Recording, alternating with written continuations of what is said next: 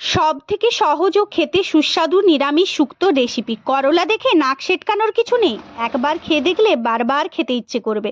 শুক্তোর জন্য আলু, পেঁপে, বিনস, গাজর, কাঁচকলা, বেগুন, সজনে ডাঁটা, রাঙা আলু আলু কেটে নিয়েছি আর নিয়ে নিয়েছি বড়ি। সবার প্রথমে রাঙা আলু, গাজর, পেঁপে হালকা করে ভাপিয়ে নিয়েছি। শুক্তোর জন্য 5 ফোড়ন ও রাঁধুনি শুকনো খোলায় ভেজে গুঁড়িয়ে রেখে দিয়েছি। এরপর তেল দিয়ে সমস্ত সবজি হালকা করে লবণ দিয়ে ভেজে তুলে নেব। বড়িও ভেজে তুলে রেখে দেব।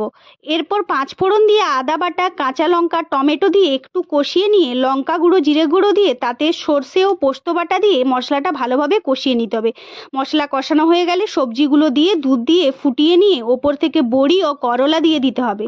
সবার শেষে গুঁড়ো মশলা দিয়ে নামিয়ে নিলেই একদম রেডি নিরামিষ শুক্তো। ভিডিওটা ভালো লাগলে অবশ্যই লাইক, কমেন্ট, শেয়ার এবং সাবস্ক্রাইব করে দেবেন এবং আমাদের চ্যানেলের পাশে থাকবেন। ধন্যবাদ।